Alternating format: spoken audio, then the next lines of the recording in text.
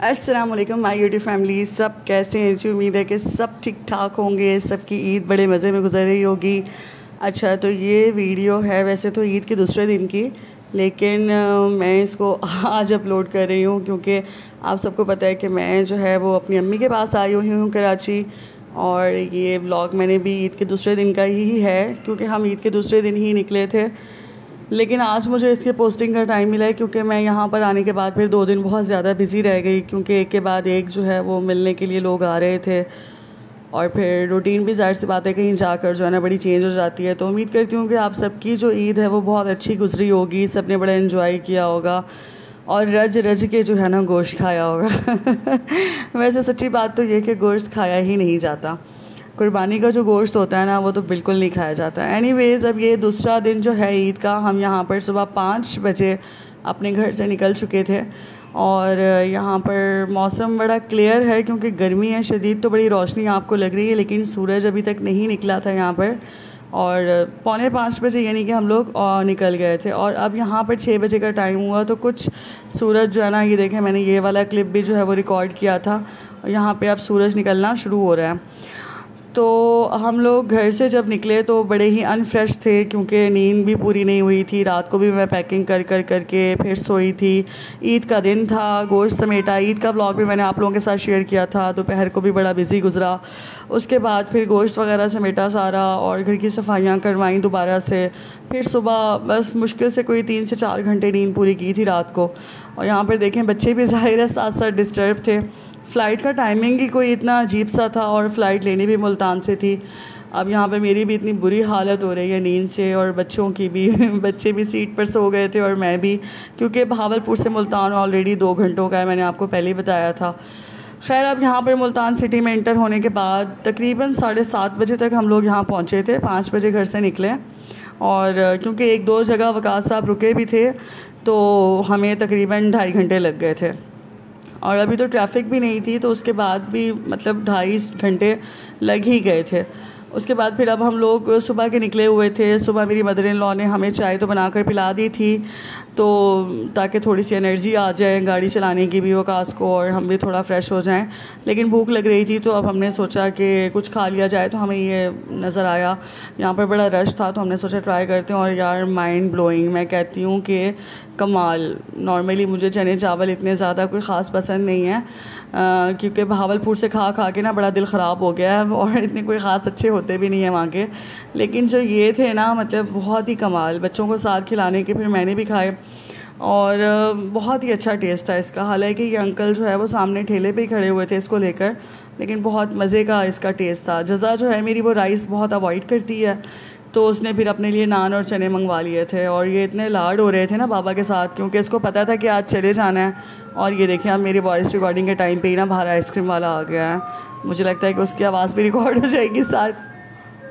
अच्छा, अब मुल्तान का एयरपोर्ट जो है ना वो कैंट के अंदर बना हुआ है तो यहाँ पर बड़ी सख्त किस्म की चेकिंग होती है। तो बड़ी दूर से ही ना चेकिंग वगैरह स्टार्ट हो गई थी। तो मुझे वकास ने कहा कि अपनी जो टिकट्स वगैरह हैं वो और NIC वगैरह वो हाथ में ही पकड़ के बैठो क्योंकि 3 से 4 जगह पर जो है ना मेरी चेकिंग हुई थी। और उसके बाद जो है ना मतलब चेकिंग एक तो मेन गेट पर हो गई थी, फिर उसके बाद ये देखें एयरपोर्ट के अंदर जाते हुए भी चेकिंग हुई थी। और उसके बाद फिर एक मेन जो अंदर इनका वो जो बनी होती है उसके अंदर भी एक मतलब जो है ना पोस्ट पे चेकिंग हुई थी। तो अच्छी बात है। खैर, कैंट की वजह से कुछ ज़्यादा ही यहाँ पे सख्ती थी। खैर, हम लोग फिर एयरपोर्ट पहुँच गए थे टाइमली। 8:30 पे जो है ना मतलब वही टाइमिंग था फ़्लाइट का। तो हम लोग यहाँ पर 7:45 बजे यानी कि हम लोग नाश्ता करने के बाद फिर 7:45 बजे हम लोग जो है ना यहाँ पर आकर बैठ गए थे। बस फिर मैंने बोर्डिंग वगैरह पे इतना कोई ख़ास, डोमेस्टिक फ़्लाइट पे ना इतना कोई रश होता नहीं है।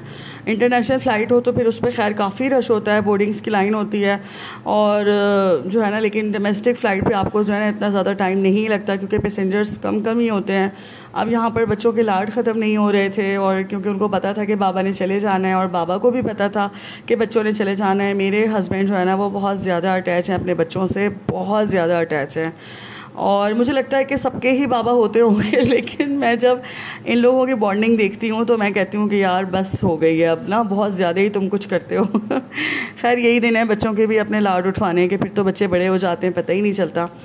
अब बोर्डिंग वगैरह करवा के तो फिर अब मैं आगे वेटिंग एरिया की तरफ जा रही थी, और वेटिंग एरिया की तरफ जाने से पहले फिर ये बच्चों को नज़र आ गया इनका फेवरेट काम। तो फिर अब हम लोग यहाँ पर अनाउंसमेंट का इंतज़ार कर रहे थे, तो तब तक मैंने कहा चलो तुम लोगों को ज़रा आगे जाके विज़िट करवा के आती हूँ, क्योंकि मैं पहले जितनी भी दफ़ा आई हूँ बाई ईयर तो बच्चियाँ छोटी थी बहुत ज़्यादा, वो गोद में ही होती थी। और उसके बाद फिर एक दफ़ा मैं ट्रेन पर भी आई हूँ मम्मी के पास शादी के बाद, तो इतना इनको सेंस नहीं होता था ट्रैवलिंग का। लेकिन चूँकि आप लोगों ने देखा है कि बच्चे मेरे जो है ना वो बहुत ज़्यादा ट्रैवल फ्रेंडली हैं, और क्योंकि हम इनको कहीं ना कहीं लेके निकले ही रहते हैं तो अब उनको आदत हो गई है घूमने फिरने की। अब यहाँ पर अनाउंसमेंट हो चुकी थी, और सीट्स का जो है ना जो तरतीब वाइज जो उसका सीक्वेंस था उससे जो है ना लोगों को भेजा जा रहा था। तो जो पीछे वाले लोग थे 29 से लेके 57 तक वाले वो पहले लाइनअप हो गए, और 1 से लेके 28 वाले जो है ना वो हम लोग थे, यानी कि मेरी 5th नंबर था मेरा 5DEF। तो 5D 5E और 5F मेरी सीट्स थी, हम 3 सीट्स ली थी हमने। और जो है ना फिर हमारी चेकिंग हुई और हम लोग फिर जाने लगे। अच्छा, मुल्तान एयरपोर्ट की एक सबसे अच्छी बात अब ये हो गई है, पहले ऐसा बिल्कुल नहीं था, पहले इंटरनेशनल फ़्लाइट्स में था ये सब कुछ कि भाई मुल्तान एयरपोर्ट पे जो है ना अब टनल जो है ना वो बिल्कुल एयरप्लेन से कनेक्ट कर दी गई है। और कराची की भी अब जो है ना मतलब ऐसे ही हो गई है। पहले क्या होता था कि चल चल चल के थक जाते थे, और फिर क्या होता कि फिर बस में बैठते थे, और फिर वो बस जो है ना हमें वो एयरप्लेन की तरफ लेके जाती थी। तो अब ऐसा बिल्कुल नहीं है, अब टनल जो है ना जो वॉक वाली टनल होती है जिससे आप चल के जा रहे होते हैं, वो जो है ना बिल्कुल प्लेन से कनेक्ट कर दी है। यानी कि आप बस एक कदम आपका टनल में होता है तो अगला कदम आपका एयरप्लेन में होता है। मतलब बड़ी सहूलत हो गई है, क्योंकि सामान के साथ या बच्चों के साथ जो है ना वो इतना ज़्यादा चलना, फिर बस पे बैठना अलग से, और फिर वो बस जो है ना वो पहले एयरप्लेन तक लेके जाती होती थी, लेकिन अब ऐसा नहीं है। तो ये मुझे बहुत अच्छा लगा। मैं तो माइंड में यही सोच रही थी कि शायद मुझे बड़ा चलना पड़ेगा, लेकिन ऐसा नहीं हुआ, शुक्र है अल्हम्दुलिल्लाह। वो जो है ना मतलब टनल जो है ना डायरेक्ट उससे कनेक्टेड है। बच्चे इतना एक्साइटेड थे, और जब एयरप्लेन चलने लगा है तो यानी कि जैसे ही उसने अपनी परवान शुरू की है तो मुझे लगा था कि बच्चे जो है ना डरेंगे, कुछ खौफज़दा होंगे कि भाई ये क्या हो रहा है। तो लेकिन यार मतलब आजकल की जनरेशन कमाल है, इनको तो कुछ फील ही नहीं होता बल्कि ये तो इतने एक्साइटेड थे और इतने खुश थे कि मम्मा बड़ा मज़ा आ रहा है ना। और सफ़र का पता ही नहीं चला। मेरी 1 घंटे की ही फ़्लाइट थी, ज़ाहिर है कराची में जा रही थी, इतना दूर तो था नहीं, यानी कि डोमेस्टिक ही थी। तो विदिन 55 मिनट्स हम लोग जो है ना फिर लैंड भी कर गए थे। और मेरे बच्चों ने जो इतना एंजॉय किया ना, तो मुझे लगा कि अब बस ठीक है। मुझे बड़ी परेशानी थी कि पता नहीं कैसा रिएक्शन होगा इनका। और यहाँ पे जो है ना बस थोड़ा सा हुआ था, क्योंकि जैसे ही उसने ऊपर की तरफ उड़ना शुरू किया प्लेन ने, तो फिर थोड़ा सा हुआ था जज़ा को, लेकिन उसको भी जो है ना उसने बड़ा इंजॉय किया। और मैंने भी इंजॉय किया अपने बच्चों को देख कर। और मुझे फिर याद आ गया कि जज़ा जब छोटी सी भी थी ना, तो बाकी बच्चे अगर होते थे प्लेन में तो बड़ा रोते थे और डरते थे, चीखते थे, लेकिन ये छोटी भी थी ना जब, तो मेरी गोद में चुप करके बैठी रहती थी, तो ये नहीं रोती थी।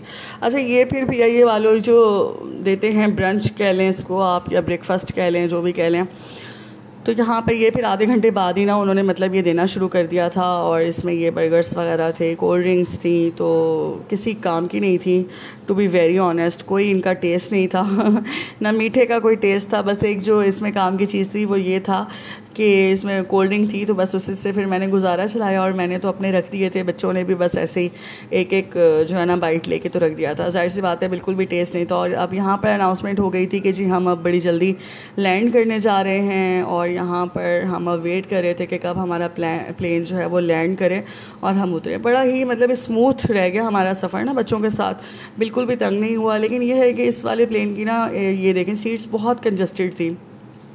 मुझे याद है कि पहले इतनी भी कंजस्टेड नहीं होती थी, और अब तो बहुत ही ज़्यादा कंजस्टेड थी कि मतलब बैठ गए थे बस, यानी कि बहुत ज़्यादा ओपन नहीं थी, थोड़ी ना तंग तंग बनी हुई थी। अब यहाँ पर प्लेन ने लैंड कर लिया तो और अब हम जा रहे थे अपना कस्टम लेने के लिए नीचे उतर के। और बच्चों को फिर यहाँ पर भी बड़ा इंटरटेनमेंट मिल गया, इसके ऊपर चलने में इनको बड़ा मज़ा आता है। और ये देखें, खैर अब हर कोई अपने अपना कस्टम लेने के लिए पहुंच गया। फिर मैं भी कस्टम पे बड़ी देर इंतज़ार करती रही, और इतना मर मर के आ रहा था कि ना पूछें। और आ ही नहीं रहा था बैग, मुझे लगा कि पता नहीं मैं वहीं तो नहीं छोड़ आई। खैर अल्लाह अल्लाह करके फिर आ गया था। तो मेरे भाई और मेरे भाई के जो बच्चे हैं, बड़े वाले भाई और भाई के बच्चे जो है ना, मुझे वो रिसीव करने आए हुए थे अपनी गाड़ी में। और फिर अब हम घर की तरफ रवाना हुए और इतनी एक्साइटमेंट हो रही थी कि अम्मी से मिलूँगी और रहूँगी अम्मी के घर में, मतलब मुझे बहुत एक्साइटमेंट हो रही थी। और ये सबसे छोटा मेरा जो भतीजा है मोहम्मद हादी, ये बड़ा ही लाडला है हम सबका। यार अब ये बड़ी मज़े से वीडियो बनवा रहा था मेरी गोद में बैठ के। चले जी मिलते हैं इंशाल्लाह नेक्स्ट व्लॉग में। तो ये था मेरा पूरा बहावलपुर से पहले मुल्तान तक का सफ़र और मुल्तान से फिर कराची तक का। उसके बाद आते मैं यहाँ पर इतना बिज़ी हो गई बच्चों में और मेहमानों में, तो मतलब टाइम ही नहीं मिला मुझे अपलोडिंग का। अब इंशाल्लाह मिलते हैं नेक्स्ट व्लॉग में। अल्लाह हाफ़िज़।